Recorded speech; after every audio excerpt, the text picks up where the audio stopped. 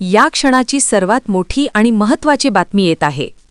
दादांचा अपघात करणारा अखेर पकडला. सर्व कट आत्ताच उघड झाला.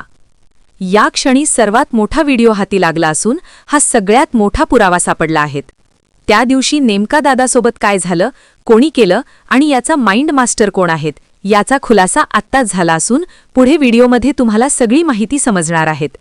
त्यामुळे फक्त शेवटपर्यंत व्हिडिओ बघत रहा, कारण की दादांचा कशाप्रकारे घात केला, दादांना का बरं संपवलं याचा सगळ्यात मोठा पुरावा आपला हाती लागला असून हा संपूर्ण पुरावा मी तो तुम्हाला दाखवणार आहे. त्यामुळे तुम्ही सुद्धा संतापणार आणि म्हणणार की सरकारने का बरं ही माहिती आमच्यापासून लपवली, का सरकारने सत्य लपवलं, का सरकारने जनतेला फसवलं. त्यामुळे फक्त शेवटपर्यंत हा व्हिडिओ बघत रहा. अजिबात अर्धवट व्हिडिओ कुठेही सोडून जाऊ नका. तर गेल्या 16 दिवसापासून राज्यामध्ये अजित पवारांचा घात कोणी केला, या पाठीमागे कोण आहे याची वेगवेगळी चर्चा केली जात आहे. रोहित पवार, अमोल मिटकरी, बजरंग सोनवणे, छगन भुजबळ, संजय राऊत तसंच इतर नेत्यांनी या संपूर्ण अपघातावर प्रश्न उपस्थित केले, ज्यामुळे संपूर्ण महाराष्ट्रामध्ये वेगवेगळ्या चर्चा करू लागलेत. काही लोक म्हणतात की दादा जिवंत आहेत, दादा आपल्यात आहेत, दादांना लपवण्यात आलं, दादांच्या जीवाला धोका होता म्हणून दादांना गुप्ता ठिकाणी ठेवण्यात आलं. परंतु रोहित पवारांनी दादा नाही येत आपल्यात आणि घटनास्थळावरून त्यांचे स्वेटर, कपडे, चपला, घड्याळ हे सगळं हस्तगत केलंय. त्यामुळे दादा आपल्यात नाही हे जनतेने स्वीकारलं. नंतर आता घातपातावर संशय निर्माण होत आहे. सर्वसामान्य महाराष्ट्राला हे सांगण्यात आलं की त्या दिवशी फक्त विमान दुर्घटना झाली. विमान कंपनीच्या मालक सुद्धा म्हणाले की विमानात काहीच तांत्रिक अडचण नव्हती. परंतु स्थानिक लोक सांगतायत की त्या दिवशी त्या विमानाचा खूप वेगळा आवाज येत होता. ते विमान हवेतच गिरट्या घालत होतं आणि हवेतच ते उलट झालं होतं. त्यामुळे हा संपूर्ण डाव वरतीच हवेतच झाला. धावपट्टी दिसत नव्हती, धोके होते. ही सर्व कारणं आता वायफट असून मुख्य कारण महाराष्ट्रापासून लपवण्यात आलं आहेत. त्या दिवशी नेमका काय झालं याची संपूर्ण माहिती आपण पुढे तुम्हाला सांगणार आहेत. आणि तुम्हालाही आश्चर्याचा धक्का बसणार मोठा की का बरं सरकारने ही माहिती आमच्यापासून पूर्ण लपवली. त्यामुळे फक्त शेवटपर्यंत बघत रहा आणि आपल्या दादांसाठी व्हिडिओला एक लाईक लगेच झालाच पाहिजे. बारामती एअरपोर्टवर 2 रनवे आहेत, ज्यामध्ये 29 क्रमांकाचा एक आणि 11 क्रमांकाचा एक. तर त्या दिवशी अपघाताच्या दिवशी जो सेफ रनवे होता, जिथे लँडिंग जर केलं असतं तर विमान फक्त घासत गेलं असतं आणि आपले दादा आज वाचले असते. थोड्या प्रमाणात जखमी झाले असते, परंतु दादा आज आपल्यात असते. तरीही त्या वैमानिकांनी जिथे रिस्की धोकादायक रनवे होता त्या रनवेवरून विमान लँड करण्याचा आग्रह का केला. तसंच जो मुख्य पायलट होता, ज्यावर यापूर्वी दारू पिल्यामुळे बंदी घालण्यात आलती, निलंबित करण्यात आलं होतं, त्याच वैमानिकाला फरक पुन्हा का बरं यांनी निवडलं हे समजेना. त्यानंतर वेळेची खूप मोठी तफावत आढळते. जी वेळ सांगितली त्यापेक्षा दुसऱ्याच वेळेमध्ये संपूर्ण घडामोडी झालेल्या आहेत. त्यामुळे याच्यामध्ये सुद्धा डाऊट आहेत. असं म्हटलं जातं की याच्या पाठीमागे काही त्यांच्याच पक्षातली, दादांच्याच पक्षातली लोकसुद्धा आहेत, ज्यांना 300 कोटीचं कॉन्ट्रॅक्ट होतं. अरोरा नावाचा एक व्यक्ती, ज्याला अजित पवार गट राष्ट्रवादी राजकीय सल्लागार म्हणलं जायचं, त्याचं कॉन्ट्रॅक्ट रद्द करायचं होतं. आणि दादा म्हणत होते की आपल्याला यांच्याकडून काही फायदा नाही, त्यामुळे यांच्यासोबत आता आपल्याला काम करायचं नाही, यांना कॉन्ट्रॅक्ट द्यायचं नाही. परंतु सुनील तटकरे आग्रही होते की त्यांना कॉन्ट्रॅक्ट भेटलं पाहिजे. त्यावरूनही काहीतरी वाद झाला होता. तसंच एक पूर्व विदर्भातला मोठा नेता आहेत, जो एक फाईल घेऊन येणार होता. ती महत्त्वाची फाईल नेमकं कोणती होती की ज्या फाईलमुळे दादांना उशीर झाला.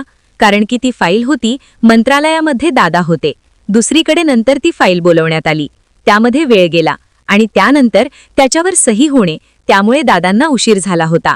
आणि जो गाडीने जायचा प्लॅन होता तो बदलून प्लेनने जाण्याचा प्लॅन तयार झाला.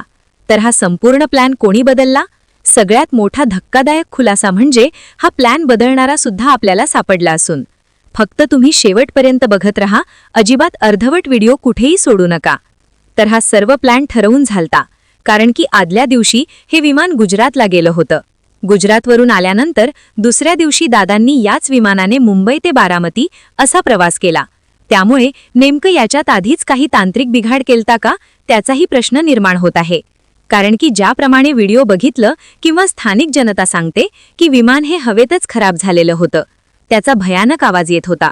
असं वाटत होतं की ते मंदिराच्या कळसाला येऊन धडकतं की काय. त्याने हवेतच 1-2 पलट्या घेतल्या होत्या. त्यामुळे याचा 100% आदल्या दिवशी किंवा त्याआधी कुठेतरी प्लॅन करून सर्व बिघाड करण्यात आला, असेही आता जनतेमध्ये चर्चेचा विषय बनला आहे. तुम्हाला काय वाटतं? दादांचा 100% घातपात आहे का?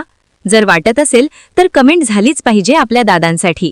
एकच वादा आपले अजितदादा, आणि व्हिडिओला लगेच लाईक झालाच पाहिजे आपल्या दादांसाठी. फक्त पुढे शेवटपर्यंत व्हिडिओ बघत रहा. तर विलगीकरणाला सुद्धा काही स्थानिक नेते किंवा अजित पवार गटाचे अंतर्गत नेते विरोध करीत आहे. परंतु हा विरोध पवार साहेब मोडून काढणार आणि लवकरच विलगीकरण 100% होणार. कारण की अजित पवार गट याच्यातले बरेच आमदार कार्यकर्ते यांची इच्छा आहेत की पवार साहेबांच्या नेतृत्वात परत पुन्हा आम्हाला काम करायचंय. आम्हाला दोन्ही गट एकत्र यायचं. परंतु काही मोठे राजकीय नेते आहेत, या लोकांना बाकीचे आमदार कार्यकर्ते यांच्यावर नियंत्रण मिळवायचं आहे. सध्या ते भाजपमध्ये सत्तेत असून केंद्रामध्ये अजित पवार गटाचं प्रतिनिधित्व करीत आहे. परंतु त्यांना असं वाटतं की जर उद्या पवार साहेबांच्या हातात सगळे गेलं तर आम्हाला किंमत राहणार नाही, आम्हाला कोणी विचारणार नाही. त्यामुळे त्यांना भीती आहेत की परत पुन्हा पवार साहेबांच्या हाताखाली काम करावं लागेल. नंतर पवार साहेब काय डाव टाकतील भरोसा नाही.